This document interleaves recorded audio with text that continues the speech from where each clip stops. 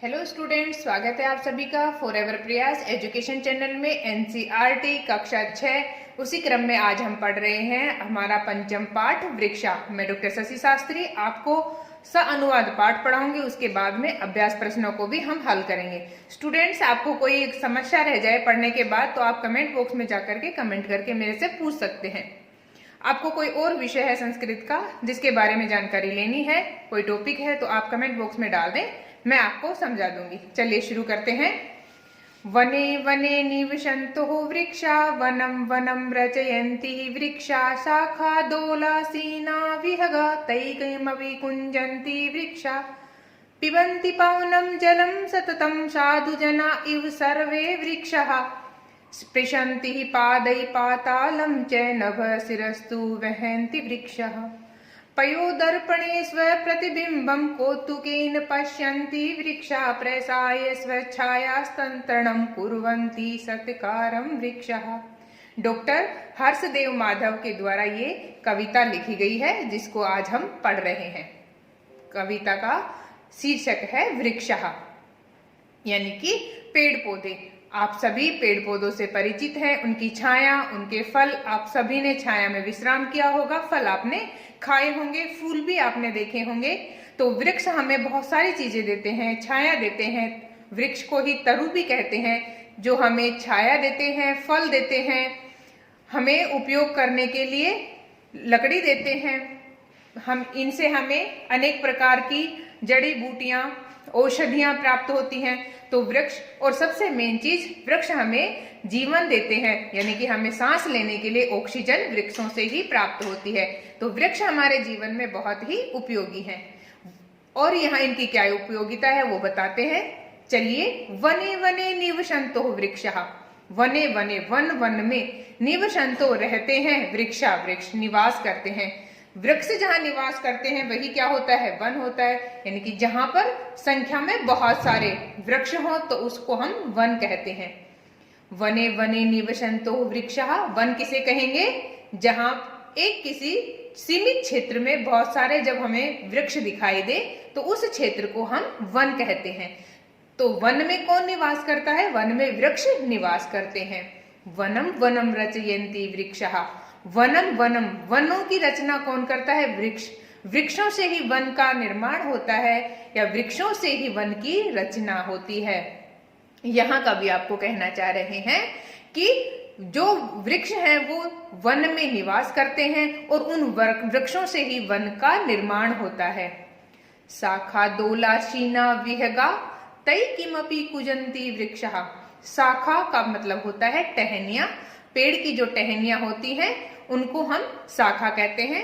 शाखा दोला, शाखा यानी कि ब्रांचेज। दोला हमने पिछली कक्षा में पढ़ा था, यानी कि दोला। आज हम पढ़ेंगे दोला। दोला का मतलब होता है झूला, कि शाखा रूपी जो झूला है उसके ऊपर विहगा, जो पक्षी होते हैं, जो पक्षी हैं वो क्या करते हैं, उन शाखा रूपी दोला के ऊपर, शाखाओं रूपी झूले के ऊपर, आसीन का मतलब होता है बैठना, बैठे हैं। कौन बैठे हैं, पक्षी। पेड़ की शाखा रूपी झूले के ऊपर पक्षी बैठते हैं या बैठे हैं। ते किमपि कुजन्ति वृक्षा। ते वे सभी, वो कौन, वो पक्षी।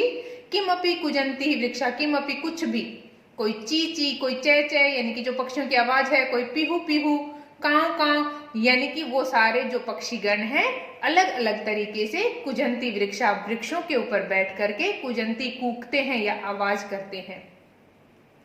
पेड़ की शाखा रूपी झूले के ऊपर पक्षीगण बैठते हैं और वे किमपि, कुछ भी, यानी कि अलग अलग प्रकार की, कुछ भी, एनीथिंग, कुजंती वृक्षा, अलग अलग प्रकार से या अलग अलग प्रकार की वाणी में कुजंती कूकते हैं वृक्षों के ऊपर बैठ करके। कौन, पक्षीगण।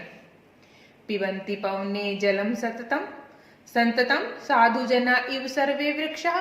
पिबन्ति, पीते हैं, पवनम जलम सततम, कि जो पवनम हवा है, जलम हवा को, पिबन्ति पीते हैं। किसको पीते हैं, हवा के साथ में जल को हमेशा ही पीते रहते हैं। कौन, ये वृक्ष। साधुजना इव सर्वे वृक्षा, और जिस प्रकार से साधुजन होते हैं, इव माने उनके समान, यहाँ उपमा अलंकार हो रहा है कि साधु जन के समान। साधु आपने देखे होंगे, साधु लोग, सन्यासी लोग, जो संपूर्ण वसुधा को ही अपना परिवार मानते हैं, वसुधैव कुटुंबकम, इसी प्रकार की भावना वो रखते हैं। तो यहाँ भी वृक्षों को साधुजन कहा है, यानी कि ये आपसे कुछ नहीं लेते, बदले में आपको बहुत कुछ देते हैं, इसलिए इनको साधु कहा है। कि साधुओं की तरह ही सर्वे वृक्षा, सर्वे सभी वृक्षा पेड़, सभी पेड़ साधुजन की तरह होते हैं, जो हमसे कुछ नहीं लेते, केवल वो हवा और पानी लगातार लेते रहते हैं और उसी से जिंदा रहते हैं, बदले में हमें वो बहुत सारी चीजें देते रहते हैं। ये इसका भाव है। अर्थ इसका होगा पिबन्ति पवनम जलम संततम साधुजना इव सर्वे वृक्षा, पिबन्ति ही पीते हैं, पवनम हवा, जलम पानी, सततम लगातार, निरंतर, हमेशा, ऑलवेज, साधुजना इव जो साधुजन होते हैं, तपस्वी सज्जन जो लोग होते हैं उनकी तरह, सर्वे वृक्षा सभी पेड़ होते हैं। समझ में आया? आगे चलते हैं। स्पृशन्ति पादै पातालम च नभः शिरसु विहन्ति वृक्षा। स्पृशन्ति छूते हैं, स्पर्श करते हैं, पादै अपने पैरों से, पातालम च और पाताल को, अपने पैरों से पाताल को छूते हैं। कैसे छूते हैं? कि पेड़ की जो जड़ें हैं वो पाताल लोक में, पाताल होता है जो हमारी पृथ्वी है, उसके जो नीचे का लोक है उसको पाताल लोक कहते हैं, और जो पृथ्वी है उससे ऊपर का जो लोक है उसको अंतरिक्ष कहते हैं या आकाश कहते हैं। तो उस पाताल को ये पेड़ हैं अपने पैरों से, पेड़ के पैर किसको कहा है? पेड़ की जड़ों को यहाँ पेड़ के पैर बताया है। कि स्पृशन्ति पादै पातालम च नभः शिरस्सु विहन्ति वृक्षा। स्पृशन्ति छूते हैं पैरों से पाताल को, और नभः शिरस्सु विहन्ति वृक्षा, नभ यानी कि आकाश को, शिरसु विहन्ति शिरसु सिर के ऊपर, विहन्ति धारण करते हैं वृक्षा पेड़।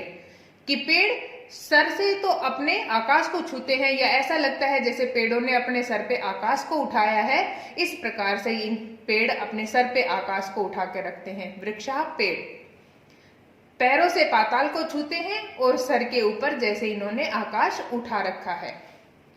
पयोदर्पणे स्वप्रतिबिंबम कौतुकेन पश्यन्ति वृक्षः। पयोदर्पणे, पयो का मतलब होता है जो जल रूपी दर्पण, यानी कि जो प्रतिबिंब जिसमें हम देखते हैं आईना, कि जल रूपी आईने में स्व प्रतिबिंबम, स्व माने अपने स्वयं के, प्रतिबिंब का मतलब होता है परछाई या अपना आकार, स्वरूप। पयो दर्पणे, जल रूपी दर्पण में, जल रूपी शीशे में, जल रूपी मिरर में, स्व प्रतिबिंबम, स्व अपने स्वयं की, प्रतिबिंबम फोटो को देख करके, अपने प्रतिबिंब को देख करके, प्रतिबिंब का मतलब यहाँ अपनी खुद की इमेज से है, कि अपनी इमेज को, अपनी फोटो को देखते हैं।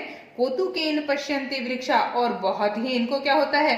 कौतुक का मतलब होता है कि आश्चर्य से रह जाना, सरप्राइज हो जाना, कि सरप्राइज होकर के पश्यन्ति देखते हैं वृक्ष, कि ये जो पेड़ है अपनी ही प्रतिबिंब को देख करके बहुत ही आश्चर्यचकित रह जाते हैं।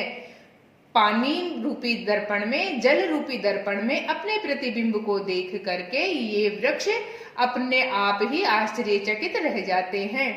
प्रसार्य स्वछाया संस्तरणम कुर्वन्ति सत्कारम वृक्षा। प्रसार्य फैलाते हैं, प्रसार्य का मतलब होता है फैलाना, प्रसार्य फैलाते हैं, स्व अपनी छाया, जो पेड़ों की छाया होती है, और साथ में कहते हैं कि संस्तरणम, कि ये जो पेड़ हैं ये अपनी छाया को चारों ओर फैलाते हैं। कुर्वन्ति सत्कारम वृक्षा, और ऐसा लगता है जब ये अपनी छाया को फैला देते हैं तो ऐसा लगता है कुर्वन्ति कर रहे हैं सत्कारम वृक्षा, वृक्ष हमारा सत्कार कर रहे हैं, हमारा आदर कर रहे हैं। जैसे हमारे घर में कोई आता है तो हम उनके लिए बैठने के लिए आसन डालते हैं, उसी प्रकार से कहते हैं कि ये पेड़ भी हमारे लिए अपनी छाया को फैला देते हैं, दूर तक फैला देते हैं।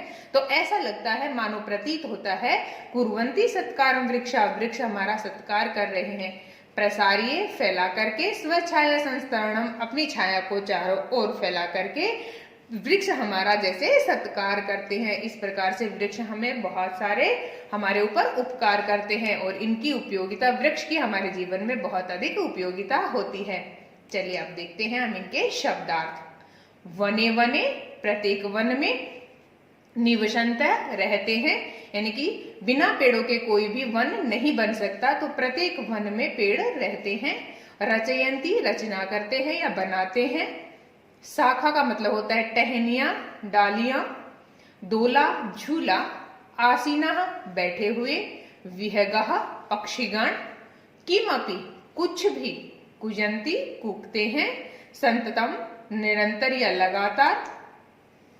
साधु जना तपस्वी लोग। ईव का मतलब होता है कीत है।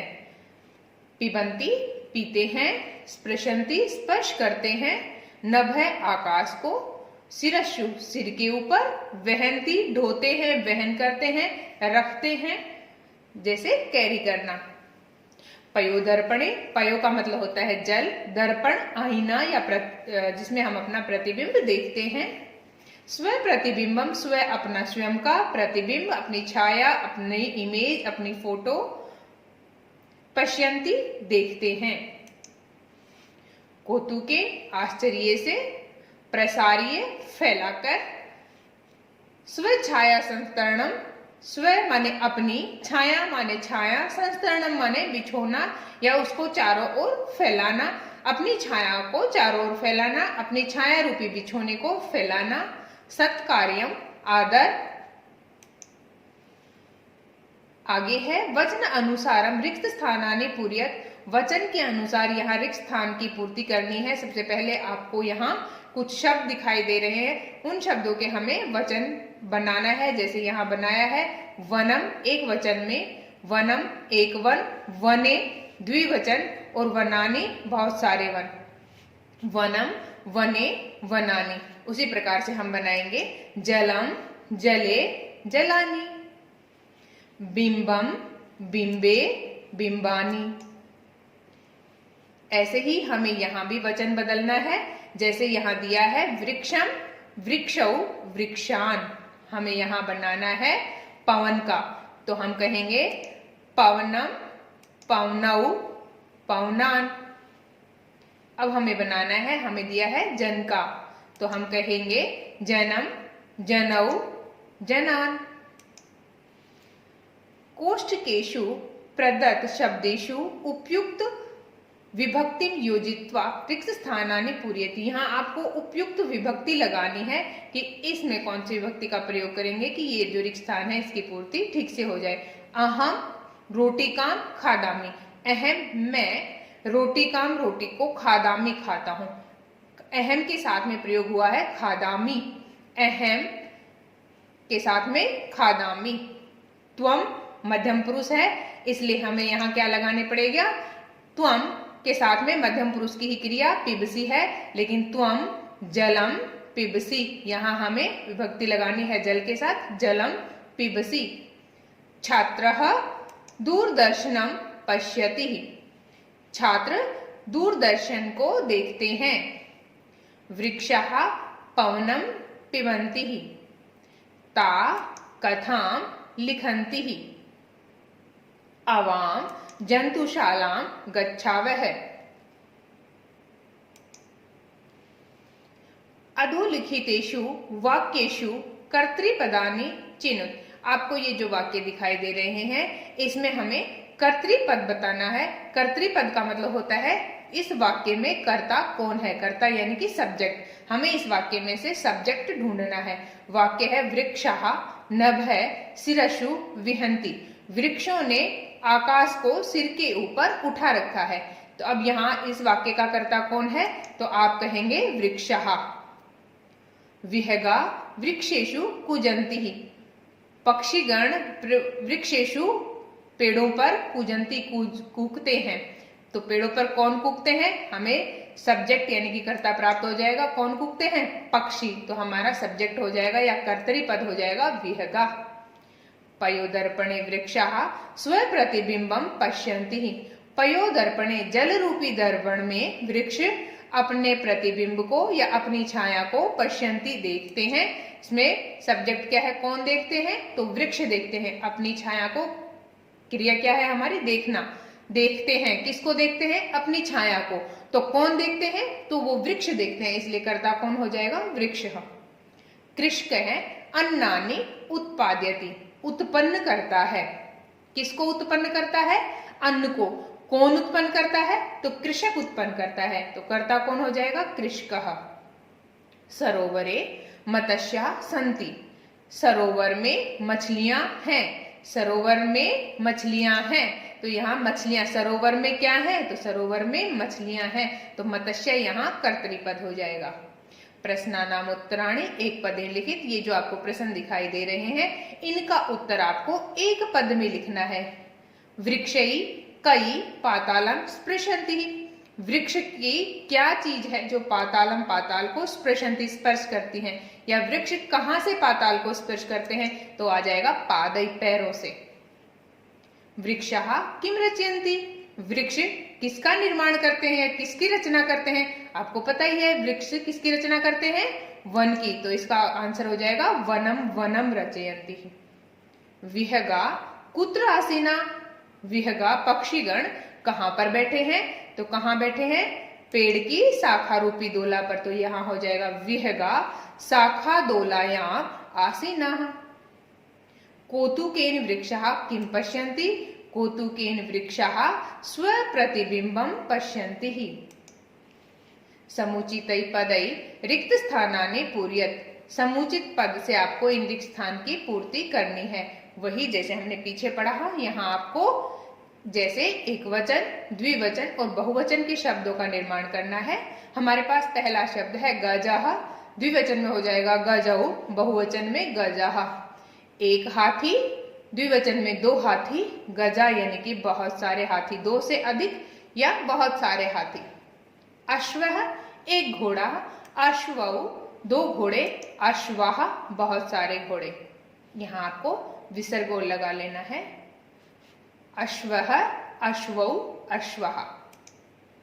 उसी प्रकार से अब यहाँ हम बात करेंगे द्वितीय विभक्ति। द्वितीय विभक्ति में हमारे पास पद है सूर्यम, उसका बनेगा सूर्यौ सूर्यान। इसी प्रकार से अब हमें चंद्रान का बनाना है, तो यहाँ हो जाएगा चंद्रम चंद्रौ चंद्रान, दूसरी द्वितीय विभक्ति में। फिर हमें बनाना है तृतीय विभक्ति। ये कर्म कारक, ये करण कारक। जो हम करण कारक में बनाते हैं बिडालेन रामेन, इसी प्रकार से बिडालेन बिडालाभ्याम बिडालई। अब हमारे पास शब्द है मंडूकाभ्याम, मंडूकेन मंडूकाभ्याम मंडूकई। अब हमें बनानी है चतुर्थी विभक्ति।